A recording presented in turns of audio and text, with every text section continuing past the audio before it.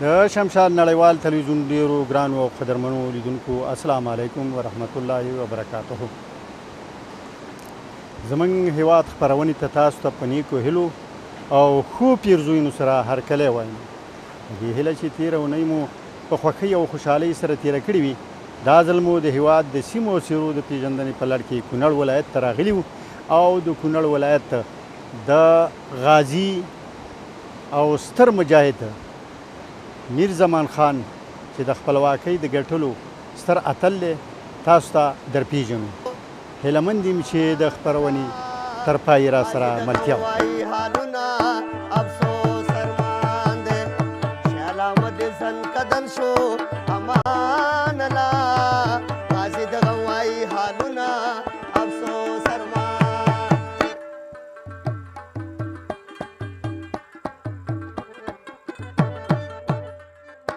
مولانا عبدالخالق اخلاص چې د هغه وخت یو تکړه او هیوادمین لیکوال او منلی ژورنالیست و، د هیواد د خپلواکۍ په 4مه جبهه کې په مستقیم ډول ګډون کړی دی او د دغه جبهې له منځ څخه یې لیکلي راپورټونه جوړول. د استقلال 4مه جبهه د اخلاص صاحب هغه اثر دی چې سریزه، سمون، لمنې او نښلونې پرې ګران استاد حبیب الله رفیع لیکلي.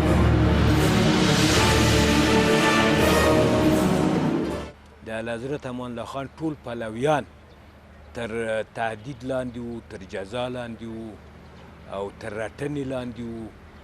او بل هلته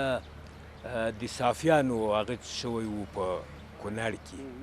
د حکومت په مقابل کې یو پاڅون شوی وو. نه د نادر خان د حکومت یا د ظاهرشاه د حکومت لخوا ټول هغه کسان چې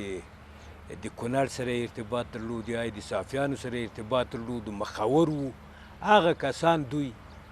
راونیول چې په دې ډله کې د میر زمان خان کورنۍ هم وه او هغو هم درنه جزا ولیده. د دوی واړه ماشومان او ښځې ټول راوستل شول او په زندان کې واچول شول. اخلاص صاحب یو دیني عالم وو، دیني زده کړې یې کړې وې،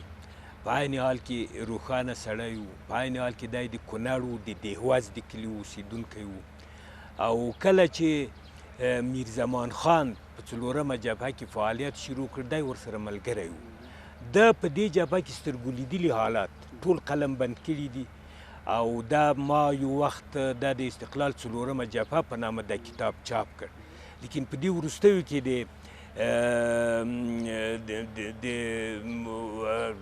هند نه د موزیم نه د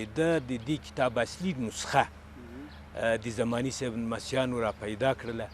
او ما ته یې د هغو نقل راکړ. د دې کتاب اصلي نوم استقلال امانیه دی او زه دا ځل مې که چاپاوه انشاءالله په همدې اصلي نامه به یې چاپوم. دغه کتاب د خپل سترګو لیدلی حال وو چې ویې لیکه او د 4مې جبهې شهیدان، د 4مې جبهې غازیان، د هغو مخکښان دا ټول یې پکې معرفي کړي دي. او دا یوازې شاعر نه وو، دی لیکوال وو، اجتماعي لیکوال وو، نور ګڼ کتابونه یې لیکلي. یو ډېر مهم کتاب یې چې لیکلی دی هغه د نورستانیانو د ژوند او د کلتور په برخه کې دی چې تر دې وخته پورې پښتانه او د افغانستان نور خلک د نورستان د کلتوري ځانګړنو نه خبر نه وو. دا هغه لیکلی دی دا چې مثلا د کور کارونه نارینه کوي، د باندې کارونه ښځې کوي. دغه جالبې خبرې هغه یې راټولې کړي دي او د کابل په کالنۍ کې چاپ شوی دی. هغه کتاب یې لیکلی دی. تجوید یو کتاب یې لیکلی دی چې د قرآن کریم د تلاوت او د هغو د سم تلاوت لپاره لارښوونې لري. هغه کتاب یې لیکلی دی. یو بل کتاب یې د نهضت پښتو په نامه لیکلی. په دې کې لکه د ابو نصر فراهي د نصاب الصبیان غوندې هغو فارسي عربي په فارسي کې شرح کړې ده، د پښتو په فارسي کې شرح کړې ده. پښتو لغتونه یې په فارسي ترجمه کړي او هغه یې په اشعارو کې راوړي چې ماشومان یې زده کړه او پښتو ژبه د دې لارې نه زده کړه. او د نور کتابونه هم لیکلي. لیکن ډېر جالبه خبره دا ده چې دی بیا د روسانو د تیري په وخت کې، د شورویانو د تیري په وخت کې دی بیا مهاجر شو، د ثوابۍ په کمپ کې وو او هلته دا د افغانانو او د روسانو د جګړې په باب هم یو کتاب لیکلی، تاریخچه اخلاص نومیږي. البته دا په دری نظم لیکلی، په دواړو ژبو لیکنې کولی شوي. او دا زه چې ورغلم او د ده د مرګ نه یو 2 کاله مخکې چې ما ورسره وکتل دغه کتاب یې ما ته راکړ دا هم چاپ کړه هغه ما راسره دی او انشاءالله هغه به هم چاپوم نو په دې اساس اخلاص صاحب داسې سړی و چې هم یې د افغان او انګریز په درېیم جنګ کې عملا برخه اخیستې وه او هم د افغان او روس په لومړي جنګ کې ژوندی و د وقایعو نه یې ځان خبراوه او د ټول واقعات په خپله تاریخچه کې په 1315 کال کې لیکلي بشپړ کړي دي او بیا یې هلته لیکلي چې کیدای شي چې وروستی نهایي بری زه ونه وینم لیکن ته دې ځایه ما دا تاریخ ولیکه او نور به بیا د هیواد نور بچیان ولیکي او بشپړ به یې کړي او دا هلته باور ښکاره کړی و چې روس به ماتیږي او همداسې به رسوا کیږي لکه انګریز چې رسوا شوی دی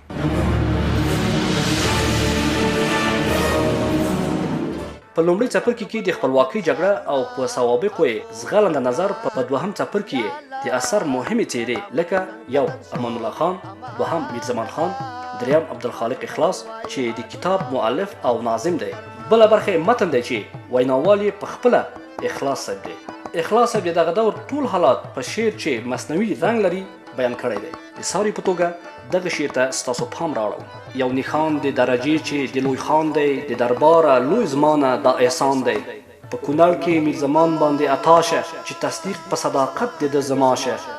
رامعلوم د ده غیرت شه هم همت چې کړی دی په لار د دین دولت بل ځای کې اخلاص صاحب د سالم محمد خان په اړه د میرزمان خان نظر داسې انځوروي ښه واضحه دی په تاوی لویه خانه ښه واضحه دی په تاوی لویه خانه د کونړ د قوانینو مشره خانه ستا خدمت او صداقت چې کړی تاو ستا خدمت او صداقت چې کړی تاو استحکام دی د مل اخلاص صاحب د لوی خان میرزمان خان په اړه ډیر زیات شعرونه ویلي دي او حتی د ازادۍ او خپلواکۍ د تودو مورچلونو د بریالیتوبونو او ویاړونو کیسې د قلم په نوکه او د شعر په ژبه بیان کړي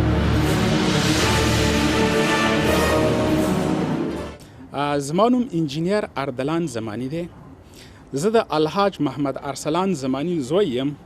او د افغان انګلیس په دریمه جګړه کې د کونړونو او د چترال د محاذ د فاتح غازی میرزمان خان لمسی یم رسا صاحب میرزمان خان لا ډېر تنکۍ ځوان و چې د په زړه کې د وطن سره مینه او محبت ډېر زیات و د به هغه وخت د ډیورن د کرغېړنې لیکې آخوا اوښت او د پیرنګیانو سره به غزاګانې کولې دی په ډېرې سختو زیاتو غزاګانو کې برخه اخیستلې ده غازي میرزمان خان د پېښور خواته نږدې په شب قدر ډیرۍ د موهمندو په سیمو د باجوړ په منطقه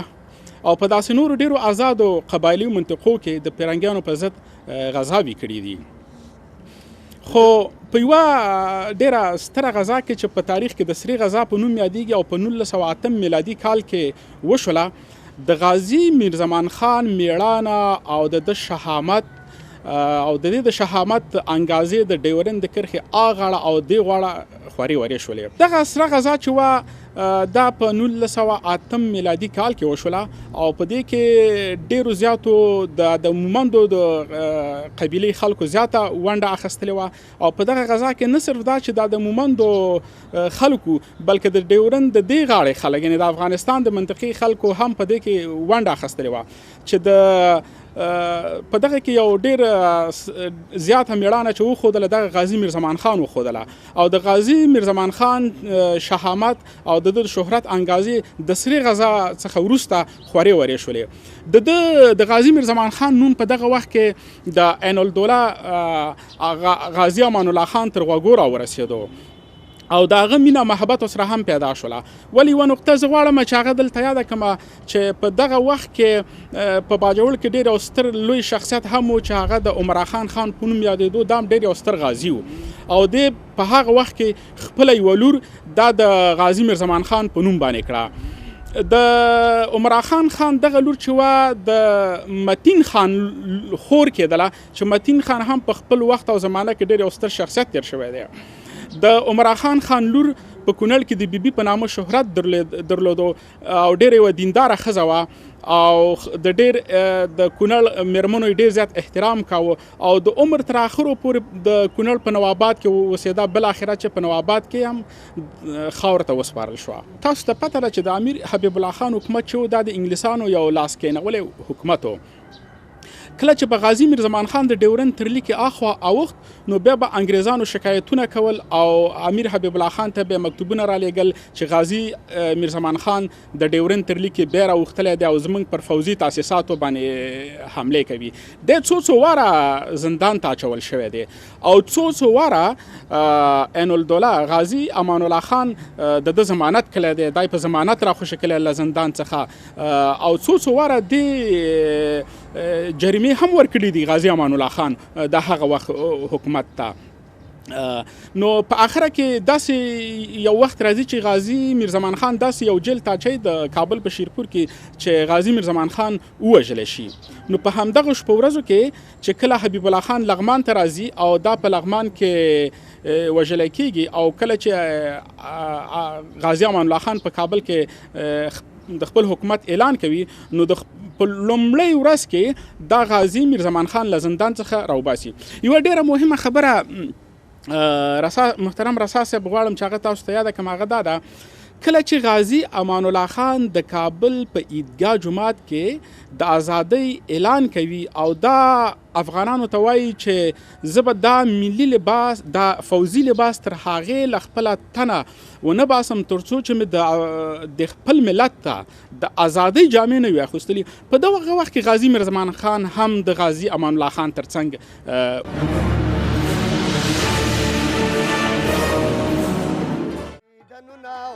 افسوس ارمان دے شالا مدے سن کدن شو امان اللہ غازی دغوائی حالو نو افسوس ارمان دے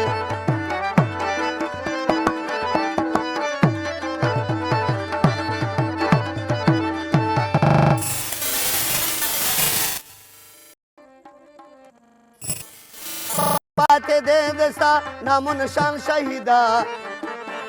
کارمان شهیدا میرزمان خانا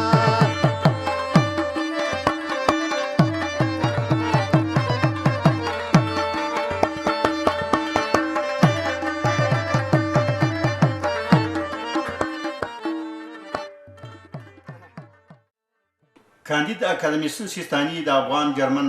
آنلاین کې د سید سرور خان کونړي د خاطراتو پر بنسټ د سردار هاشم خان سره د میرزمان خان کونړي د اړیکو په اړه داسې ویلي.